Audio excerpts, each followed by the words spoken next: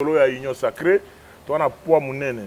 La vérité, c'est que je crois que ce n'est pas le président Jean-Marc Kabundo à contredire. En gros, que la vérité, que ce soit chaque point dans ma solo, mais au dos, mais non, mais j'ai dit, féticheur, bazali, bato sambelaga, mouton à côté église dans sambelaga.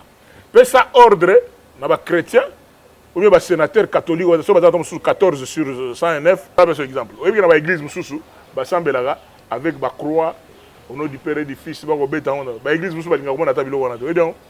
Mais yo shiro église mususu ba ta biloko pembe, mususu ba ta biloko noir. Bon, yo shiro za muto CLC. Kendo pesa ordre papa Nkosutu. Na Vouvam. Église des Noirs. Désormais, retrouvez-moi sur Info 243. Batata ba maman, désormais Bolanda Bisso sur Info 243. Merci. Chers internautes de Info 243, bienvenue dans cette nouvelle édition. Pour la question d'actualité, c'est vrai que le gouvernement est à Union sacrée, très attendu, mais jusqu'à présent, le résultat est bimi karaté. Beaucoup d'autres actualités, mesdames et messieurs, avec le sénateur Denis Kambayi Simbumbu. Mbote Mwanamboka Denis Kambayi. Mbote Mwanamboka Raphaël Walukonka. Bienvenue dans le village Grand Kassai. Quand on sait que pelouse synthétique est un martyr de Dozar. Ah ben oui. Village, il faut le dire, aménagement, village petit à petit. Ouais. Et ils ont une bonne forme. Alors, Mwanamboka sénateur Denis Kambayi, Lelo d'abord on attend un bout les bêtises d'abord parce que c'est un fait socialement significatif. Tomoni c'est vrai que Dégay Salemi et Belin à Kinshasa. Aujourd'hui, est-ce qu'il faut attendre encore beaucoup pour que Makamoso soit réaménagé? Kinshasa, le jour où Mboule Robeta pendant 2 jours seulement successifs, je crois qu'il y a une catastrophe. Oui, je crois que toute personne de bonne foi est au Yango et je suppose que le gouverneur de la ville, y compris son vice-gouverneur, notre ami Empereur Nerombongo Fumabanga Moyo, na gouverneur Gentini Ngobila. Il faut réfléchir sur la logique de réaménagement à la ville de Kinshasa. Et puis, le projet n'est pas en Égypte, tu voyages, au ancienne ville, où il y a Caire et Kala et Zalaga, New Caire Pezali, côté Batonga Kaf, siège à Kaf, donc nouvelle ville. Kinshasa est un espace belé au baro tonga babilo qu'on a ndenge ya ba nouvelle ville parce que ba construction au ya kala na ba canalisation ils ont posé problème. Et en plus aussi qu'on réhabiliter ba service mususu ko ba Onel ba OVD na ba service de sorte que topé sa image mususu c'est vraiment triste mais on ne peut que encourager ceux qui gèrent pour que ba zo ba initiative mususu. Alors, parlons d'autre chose, parlons de la politique. Il y a un des Gérard quotidien même, Makambo Belé, d'aller freiner jusqu'à présent. Je crois, aux hommes, madame. Oui. Je crois tout garder 1 mètre. Hein? Vitesse, donc finalement, maman protocole. N'oublie pas de m'amener de l'eau. On a au Ganga, on a vraiment besoin de mener 2-0. On a mené 2-0 dans Bandibou. Donc au petit stade, donc au Ganga, on est très mal à l'aise. Le club vient de perdre, pour ceux qui ne le savent pas, 2-0 contre l'Égyptien. Donc Kolobana et Sali, un peu. Ça se comprend, vous êtes amoureux du sport. On parlait de la politique. C'est vrai que tu as côté à peine un sujet moko à sport. Aujourd'hui, Union sacrée, Bando et le gouvernement Union sacrée, ils ont tardé toujours dans le coma. Aujourd'hui, aujourd'hui, apparemment, l'objectif est Union sacrée, ils pour améliorer la vie à la population et à la société, mais comment pointer le politicien aujourd'hui, quelle lecture faites-vous sur l'homme politique congolais? Je n'ai rien à dire. Les politiciens congolais critiquent. Je n'ai pas le temps de perdre pour la noter à Bango, mais c'est que nous devons tous prendre conscience que l'Union sacrée est à bout à Mokonjamboka. Surtout toi, surtout toi, étudiant à Tongo. Étudiant à Tongo, maman, elle a direct. L'Ongola a publicité pour l'émission, on a été sponsorisé à la publicité. On m'amène de l'eau, on a dit vite avant de salir bien. Alors je disais que par rapport à l'Union sacrée, merci. Par rapport à l'Union sacrée, je n'ai pas beaucoup de conseils à donner, mais il faut que les gens aient une idée à Mokonzamboka. Idée à Mokonzamboka, balanda vision nae. Le Premier ministre qui a été nommé, notre frère, son Excellence Sama Lukonde Kenge, ce qui a moins prudent par rapport à les politiciens congolais. Il y a des gens qui viennent là, na boule na bango. C'est logique, il y a des ziboye pour tous araboye. Mais biso to kota masolonga na logique à accompagner Mokonzamboka pour mais apparemment bibino so côté kana logique bozo ramba poste surtout moi mboka Denis Kamba ya azo luka ministère ya sport ango na ndenge nyoso babia o la les souté lui toujours ba tout repané na ndenge nyoso poste ya ministère oyebi herba to beta lisolongo ngana sekaka herba to beta lisolongo na sekaka oyebi ke Messi akota classement ya Barcelone. Est-ce que bien que Messi a relaté à quoi classement à Barcelone.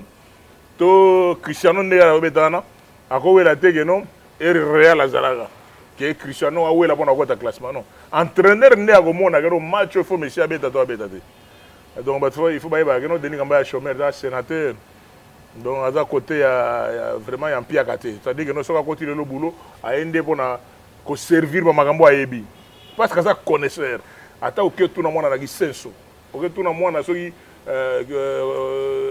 kuna na changu partout ata na malueka soko tuni mwana tout ata mwana zokola lelo est-ce que boyebi ministre mo yebanga babale Denis Kamba non c'est le peuple il y a d'autres aussi nazolo ba ça sondage papa ma force raté il n'y a pas que vous non mais je dis pour le moment il n'y a que moi.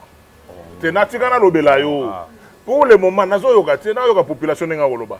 Yo loba geno na ba 10 ans oyo. Au vraiment que sondage bien concurrence à la recherche à Masolo qui est toché que demande le peuple beau voter parmi ba 10 ministres oyo, ministre na roza na niveau sport. Denis Kamba. Mais na koki ko weli sa te siwo gena na gena na farde bono menga ministre Mokonzi excellence te soki Mokonzi amonike par rapport à la réalité makambo ndenge ezali. Denis Kamba Ozawapi, Pangi, Yaganan, Saramam. Je viens. Mais les lots Denis Kamba chômeur da sénateur papa. Bato boya na représentation na bango, ba ko ya na force na bango ya parlement comme gage moko pona rozoba poste et tout leur poids politique ba ko représenter ngo. Biso dans la poids politique munene, dans la poids politique biso PPRD FCC o tondima lisolo ya union sacrée, dans la poids munene. La vérité c'est que je crois que ce n'est pas le président Jean-Marc Kabundo à contredire en que la vérité que ce soit chaque point dans ma solo mais mais je te dis la vérité c'est là parce que l'union sacrée est déjà formalisée. Ils ont déjà formalisé bon la dernière minute. Non, l'union sacrée n'était pas encore formalisée. Les chefs avaient lancé l'idée de l'union sacrée. Mais bon, la dernière minute. Non. Chef à comme des profiteurs. Non, ça c'est ça oyo motema mabe masa nanga wazeko ayembaka. Bato bandimaka baninga te ka lisolo ko commenter ou bien ko linga neti ko diminuer bato mususu non. C'est-à-dire que non lelo lisolo eza bana mai tout. O bataki na parce que tsunami bandai ko assemblée nationale. Hein? Bana mai tout moni bango ba lia ou ba vieux Charles Lokoto, Bango Kass, tout ça, tout va tchétché pour la solo. Vous comprenez? Parce que au moment où on niveau PPRD, dans une sorte de mosaïque. Et on va mettre sur la PPRD, il faut que nous PPRD, PPPD na Kati, RRC na Kati, tout ce pas parti parti yom tolo bien, parti mosaïque, donc on va parti mosaïque. Na Hollanda oté, parti mosaïque, nous sommes on des composés mosaïque PPRD. Mosaïque peut perdre pour comprendre que nous bana mayo tozaki na bango na solo ou bien tozaka na bango na solo parce que union sacrée dans la vision et ça regroupement politique te boka qui vient baati président na biso Sénat ninga expliquer yango calmement toza ce truc majorité za nango toza na bato bachaki pour na solo au niveau assemblée nationale que ça soit même au Sénat pour que bureau peut y avoir tambomon Mbappé et quoi y a peine na Sénat. Il fallait guérir le parce que ça m'a solo. Oui, maintenant, quand la sorte de dire que tel parti politique, parti politique moko boye non eko simba yango moko te siko quand Eza vous êtes lisolo ya venu vision. tant boye wanezaki par en revanche bozwa poste to nini pour le commander ti croque Jean pour certains qui sont venus tout simplement pour que bah faire retarder encore le train où il faut qu'il y ait le président de la République, il lui reste encore peu de temps. Mais je t'ai dit Raphaël que je ne suis pas porte-parole à Batunion sur Yoro Kanisela. Mais vous avez déjà parlé pendant plus d'une minute. Dans la politique oyanga, na conviction nanga. Pendant que Denis Kamba a trouvé que Makambo est au kinde bien té, et na betaka no lisolo li kelemba. Bana mai musu bazaki na ba côté onat. Ba chef à regroupement, bazaki na prokoki, ba ça ba réunion. Jour de konanga Peter Kaza de beta lisolo, il y a une invitation qui avait été lancée pour na bana mai ba ya ben audience ya consultation mo konzambo kada ça na niveau ya palais de la nation. Ba tout ça yo boudé yango bazo donner Denis Kamba zo welisa. Mais elle bazo ya chiko na kota suka bazaka moins humble. Vous comprenez? Parce qu'il y a des pionniers, on va comprendre que solo qui est bien té, c'est là union sacrée. Bon, qu'à cela ne tienne, on fait ce qu'on peut faire. On va dans la vie continue. Mais apparemment, vous autres, il y a PPRD, vous n'êtes pas éligible et Boza de façon indépendante, mais Boza de façon officielle. Hein, pour ceux au bazar na PPRD, na union sacrée. Parce qu'il n'a jamais eu message moko to bato ya PPRD au baye officiellement na union sacrée. Ya on a lobby oyebi ke soko zo beta li sola mar quand zo bunga rumba. Ozo bunga rumba ne nini ke no union sacrée est parti politique de la révolution. Vous comprenez? Pour révolution et simba, il fallait batu au bataki na camp o parce que li sola mboke za yo kumbelama FCC na cash. Ce qui cash ezaki bloc. Il fallait FCC Baya, parti à Batumsoussou, Baya, et quelques indépendants. Vous comprenez? L'union sacrée n'est pas boule dès que Batumsoussou, Bangonde, Simbagi, Sultan et Nzambe. Non, il y a des gens qui ont compris le rôle de Babiso. On a betara li solo ya soutien à l'union sacrée. Banama Msoussou, FCC, le mouvement Izanam. Vous comprenez? Mais Biso en tant que prophète mal compris, na betaka déjà les solo.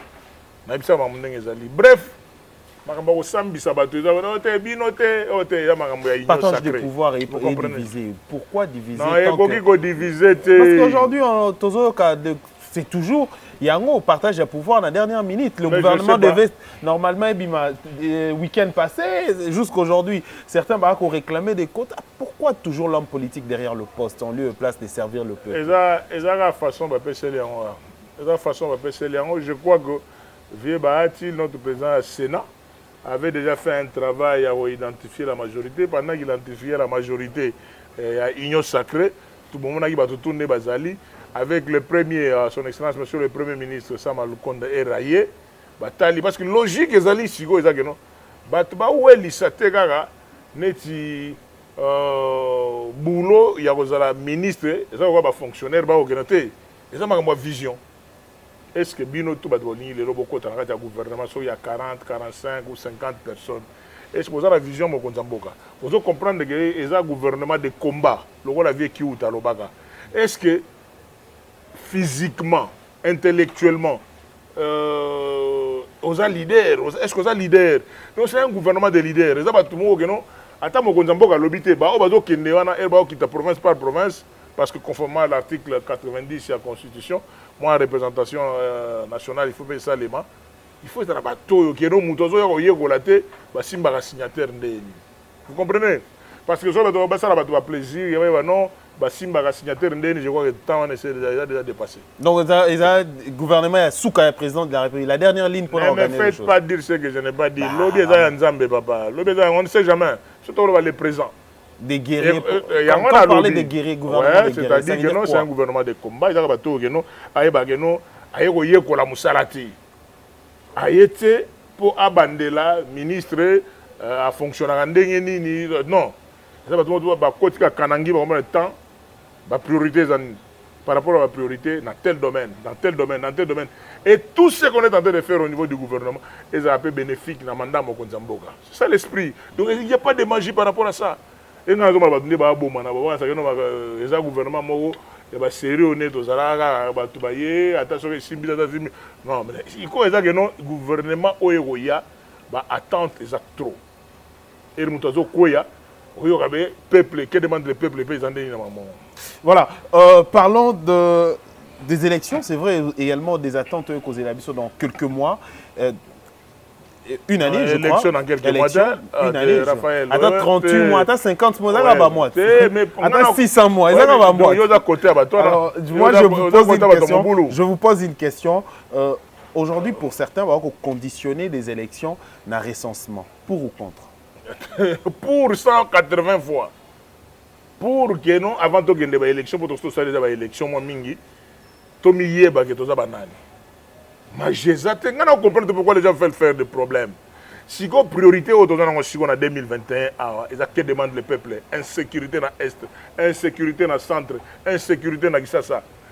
Moule Betilelo. Quelles sont les solutions? Donc, que demande le peuple? Nzela, courant, hôpital, maï, classe Yabana. Mais Roger Soukara n'est pas président de la République. Il peut organiser des élections aussi. Non, mais l'élection est en 2023. On est en 2021. Pourquoi les gens s'agitent dedans?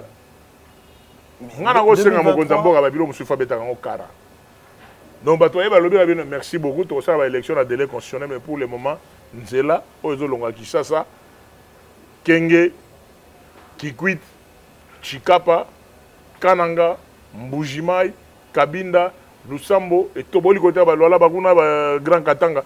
Voilà, que demande le peuple en Wana. Mais déjà la pression. Que demande le peuple déjà ouvert. Mais on appelle ça que déjà boule non. On dit Makambo yo, tozo comme c'est un pays religieux, ils ont bien été. Pour qu'on soit dans un service, son dans la carte solo. Na ouais parce que non, 5 ans, ils sont catholiques. Ouais ba protestant comme on dit. Bon on peut pas ça il y a 5 ans ya bango. Ba musulman ba ça il y a 5 ans na bango. Oh banane mususu ba église de réveil ba sali pe oya bango ba kimbangiste o mususu ba bazani celle soki oya ba oya ba laïque catholique ba laïque catholique ba sali ba laïque musulman ba sali ya bango ba laïque kimbangiste ba sali ya bango. Quel objectif? Ne ya ko zala ke no mboka o eza état laïque papa. Qui t'a dit que tu vas dans l'église catholique? Qui t'a dit? Na kamo ko de communiquer na ba non vous les députés, sénateurs, Nebo Kotuana, Bossara, yo peut s'en ordre. N'a pas bien assemblée la gâte. Vous comprenez? Ce bien à athée. Yo qui sont dans l'église na yo. N'a église dans l'assemblée la forme. Si vous peut s'en ordre, n'a pas membre l'église na oti. Vous comprenez? Est-ce que vous comprenez comment? Nous sommes dans un état laïque. Il faut que la hiérarchie en boka et tchak elo wana mutu. Que nous sommes dans un état laïque. Église attend mon côté qu'on ça ordre parce que place de nos ana banganga bazali, ba musulman bazali, ba féticheur bazali, ba to basambela mutu na côté église dans sambela. Peut ça ordre na ba chrétien ou bien ba sénateur catholique ou ça sur 14 sur 109 14 mais yo le belamboka na mandani en tant que citoyen. Non mais ouais, citoyen, loba suka yeba ba limite na yo. Il n'y a pas de limite. Quand tu parles, on dit que non, je parle aux chrétiens catholiques, je parle aux chrétiens protestants, je parle aux kimbangistes, je parle... Est-ce que vous comprenez l'analyse? Le Congo n'est maréchal, Banda maréchal Mobutu, Banda va conscient, et c'est un état laïque. Pour comment on a besoin de l'église des athées. Vous comprenez? Mais nous avons c'est le même discours que vous avez tenu à l'époque il y a Kabila. Est-ce que c'est encore le sens où vous vous ramenez auprès de l'actuel président de la République, Félix-Antoine Tshisekedi, pour l'amener à glissement? Qu'est-ce qu'il y a un problème de glissement là-dedans? Ah oui, ça commence petit à petit. Non, il n'y a pas de glissement, nous sommes en 2021. Avec la Senko en bras de fer. Non, le Senko est un ministère intérieur. Oui, est-ce qu'on a la question soit opposée de... On a un catholique. Vous comprenez? On a un kimbangiste. On a un protestant. On a un mutumo, on a une église, il y a une église. Vous comprenez? C'est-à-dire qu'il n'y a pas un ordre. Réfléchissez. Pour un ordre, il faut les alléguer dans les membres de l'église. Il y a une constitution, nous sommes dans un état laïque. Dans un état laïque, nous avons ordre na bandimi na ye. Na bandimi na nga siko église oyanga. ordre na kopesa na ba sénateur, ba collègues sénateurs, chers sénateurs, chers députés nationaux, chers membres du gouvernement, banzele za okufa. Chers membres du gouvernement, courant ezate. Chers membres du gouvernement qui sa saison binda. Donc ngalo wa sénateur, ngako na mandat. Na mandat national. Yo. Merci. Parlons d'autre chose à présent. On a la représentation makambo belé. Banganga nzambe ya ba église na bango. Est-ce que vous comprenez te? Alors, bon, je vais donner un exemple. Vous voyez, dans l'église Moussoussou, Bassambelaga, avec la croix, au nom du Père et du Fils, l'église Moussou, mais yo sigo, l'église Moussou, biloko pembe, Moussou, biloko noir. Bon, yo sigo, za muto CLC. Kendo pesa ordre papa Nkoussou. Na vous vendre. Église des noirs. Est-ce que vous avez alors, tout le est-ce qu'on comprend de bon jeu à francophonie qui arrive bientôt. Raphaël, tout le banal, tout aussi ça les gambo. Est-ce que nous montrons il faut que ça va ordre selon église naïe. Pour bateau vous vendre mais c'est ordre non mais droit réclamer également. Tu sais moi ce qui est dans la place à bateau sous dans période de vacances parlementaires boyé.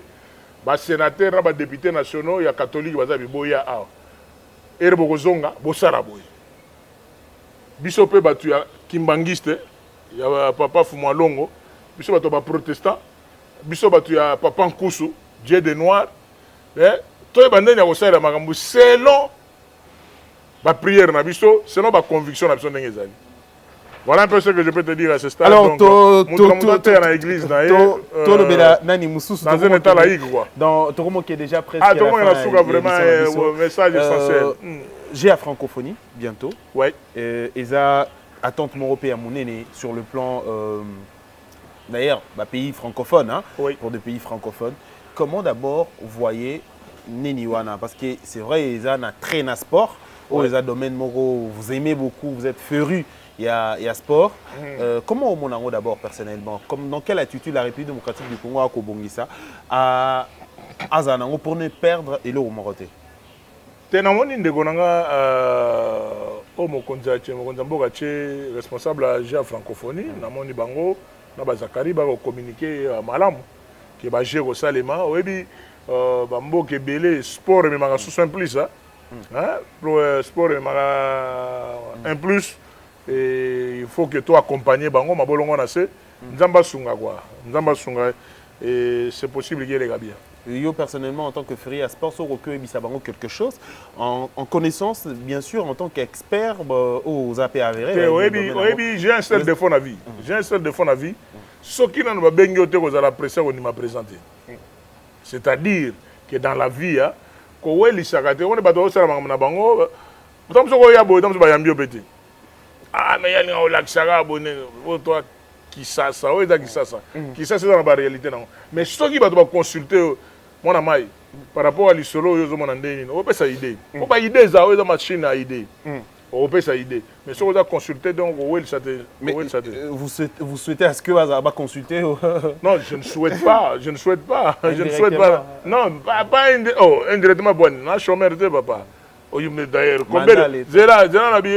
combien de fois combien l'État mais après maintenant l'État n'a enseignant n'a avocat n'a va faire rebeller n'a pas cultivateur vous comprenez mutabilanga kalamingité donc on a vraiment village on a vraiment village dans biso on a là tiba bilo on a chef coutumier donc on a vendé en tant que descendant de l'empire n'a diriger côté ni baloni ba manyoko koloni balongi ba masango côté ni bitekuteko zo pousa ba solo zo pousa ba tondolo ba mbinzo donc nazo vivre bio vous comprendre voilà donc yangona wana ka somo vanité de vanité tout est vanité on a mutu on a vie à ça comme ministre à comme député national à comme gouverneur les lots sénateurs donc ça sur na somo te ya komona makambo mokili azoni ta zo palpiter non donc makambo on a wana vrai jour que nous avons ça moi bah âge zo poussana ozonga vraiment la village bo vanda moni moi ba simbili kezo lega boye koto ba nini zo lega ba kangelo moi soso ba sana mafuta mbila c'est ça la vie et le quoi sous qu'on retourne yo lobi nyonso le ki wana nyonso jusque là la plus belle réalisation na ozarani na nyonso so vandi aujourd'hui au se so qui na vandi na ebije et lo wana otira bino prochainement so besoin na village Grand Kasaya na otia panneau munene na coin wana donc l'occupant de cette concession est chevalier de l'ordre national Musée Laurent Désiré Kabila et Lumumba. Si on a posé une question, on a la télé médaille. Vous comprenez? Donc, la reconnaissance, Tipo, un mérite sportif. Donc, Ayebi. En plus, Tipo, nous vivants. Nous avons déjà médaille, nous avons un cercueil, mais nous avons vivant, nous avons chevalier de l'ordre national Musée Laurent Désiré Kabila et Lumumba. Vous comprenez? Donc, il y a donc jamais le président Kagame na Rwanda a coupe a pêché na maboko Joël Kimwaki capitaine nanga Joël Kimwaki ya mati nango ti a simbisinga eloko grand souvenir teme ego suka na te souvenir mso na Kasai central na Kananga o bato do kanisa ke élection ko sale maté ko simba te mais deninga mba ya kenda pacification totale na fongola pe kala mambuje kota ba pesanga pe comme papa Kaisong. L'insécurité comme na Kananga on parle sous gouverneur te papa. Situation vous avez vu en réunion avec en tant que il y a Grand Kasai. Exactement. En fait l'objectif c'était quoi en fait je suis allé rencontrer le vice-premier ministre de l'Intérieur pour parler avec lui sur ma insécurité à Kasai. Il nous a fait le briefing, tout ça il a honorable député provincial Denise Malaji, tout ça il a sénateur le doyen Boni Mawantadi, tout ça il a expliqué que dans les jours qui viennent 2 Jeep 4x4 et qui tapent dans la ville de Kananga, il y a une mise en place au moment déjà le gouvernement côté Souka pour signer les documents il fallait visa et directeur de cabinet à Mokonzamboka parce qu'on doit refaire la mise en place du conseil urbain de sécurité à la ville de Kananga. Voilà, nous sommes par rapport au gouvernement, mais ceux qui ont autorisation, les Arabes qui sont du gouvernement, Premier ministre, Samaïko m'a vanté, pas cette autorisation, pas VPM de cette mise en place, parce que l'insécurité dans le Kassai central, Kananga particulièrement, c'est tous les jours. Voilà, c'est un boulot comme sénateur. Voilà, Tokomi na souk édition na biso. Aujourd'hui, exact question souk na rotunayo, démission. Le bagi liboso le bagi à souk. Il y a souk aujourd'hui maintenant dans bi. Le bagi à souk mais et suyoté. Donc jamais. Alors démission après démission, n'a pas perdu. On a suivi la démission il y a qui a quitté officiellement PPRD. Mais aujourd'hui, comprendre que l'agneau sauté. Je n'ai plus le temps à perdre pour la bateau Simba mo Pepe Sigo. Quand j'avais parlé à son temps, Denis Gamba est prophète mal compris, tu veux dire que tu makita. Et bien, on va dire que la télévision pour faire mais là, on a que les choses que j'avais déjà prédit à l'époque, il y en a au monde. Si les gens étaient sérieux pendant la coalition FCC Cash, mais les pays où l'Union sacrée peut être au bimate. Mais le gars là-bas, tout ma cash, le gars là, c'était, on comprendre, on peut se battre au conseil. Et on a une ligne de Moïse. On comprend, hein? Les bâtons de Moïse, ils ont été à Pharaon. Pour nous, ça va être un Kambogeno. Les bâtons de Moïse, on est passé la mer Rouge. On va comprendre, il ne faut pas comprendre. On avait déjà dit à son temps, mais il faut comprendre. Raph, ma question, c'est... Voilà, posez ma question. Dernière question. Exact. Merci. Dernière question, risquer ça, la mabé, ma casse. Ça est fini pour cette édition. Dernière, au recul, ça va tenir. Il y a ce qu'on fin de l'édition. Non, que les gens restent sereins. Sereins. Tout l'inga Congo, Golega, Bissomogo. Et que les politiciens comprennent que tout ça, la politique pour la Bisso Batouté. Tout Bissomogo, tout ça, la politique pour servir. Donc, il y a la politique, ça que non, il redémarrer au Kanisa, on a les gamonini. Ça là, le rôle de ça que Denis Gamba, depuis que j'ai quitté l'Assemblée nationale, sport dans l'Assemblée nationale est Koufa. Il y a un président, il y a un président Vital Kamere. na ba Boris Mboukou. Depuis Denis Kamba abimaki député, abima président ya Redec, mon pépéto automatique à l'Assemblée nationale. Fin. Denis Kamba a un ministère des Sports, banda tika devoir à domicile. Lelo, yeto payete, devoir et tika la gaga. Donc, Léopard film, mon film, mon nenge, ils ont date d'inspiration, ils ont réalité. Denis Kamba a une année, 12 mois. On a combat papa Kaïsong. C'est-à-dire que dans la vie, il faut faire le bien. Ne faites pas la politique pour vous-même. C'est la politique pour nous remarquer tant. Vous avez un conseil, vieux Périclès Luzo Lobambilesa, ancien ministre de la Justice, que je salue en passant.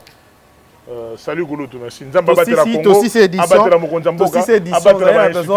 besoin de poser ma question, mais on a mal à l'aise. Mon copé réalisation, on a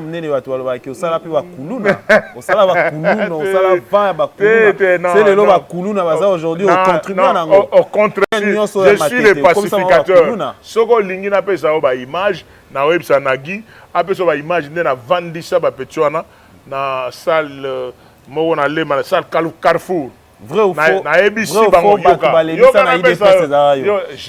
jamais batanga ba koma yoka ba petit ba tanga na bango na bango ozo ba petit ba tanga na bango na bango na zakuna te na tikala jamais ko zala kuna jamais jamais du tout na ebi ku to atako to adresse obi na ebi te ko kata te omoni okomi yosu komi na posa te na ko kata te na ba so réponse ka so poser mutunat omoni ke opposer na posa na poser mituna opposer mutuna mal à l'aise mais voilà opposer ko tchenga mal à l'aise au contraire au foulinga so ba na pacificateur que Denis Kamba naza le seul leader ya Mwamba. Ouais, mais moi, petit tout yanga babani na gele sama mama boga na kinkole na tu petit bocha na sebo ba moto. Vous comprenez? Je suis le seul à côté mon na kisasa. Place tout ba ba kuluna baza Denis so uninga elungi grand maître. Vous comprenez? C'est-à-dire que nonga eloko na sala na motema nanga. Mais le reste ba to ba loba biloba loba sans preuve. Vous comprenez? Je suis un pacificateur. Donc, on a merci, ça n'est fini pour cette édition. Merci d'avoir suivi. Mesdames et messieurs, prochainement, c'était avec le président du Grand Kassai, ancien ministre de sport et de la jeunesse, sport et loisirs. Oui, jeunesse, sport et loisirs. Toujours sport et loisirs. Et puis en plus, ancien député national, gouverneur assistant à l'université. Le chef de travail, ça n'est fini pour cette édition, sénateur. Tout le prochainement pour l'édition. Merci beaucoup. Nous serons là pour 00243 comme d'habitude. On va vous accompagner avec Raphaël. Attendez, on va changer de carte. La carte est décapotable. Malgré Ballard, il a beaucoup d'argent, mais il a une carte. Pauvre comme tous les Congolais. Non, jamais. Tu es allé.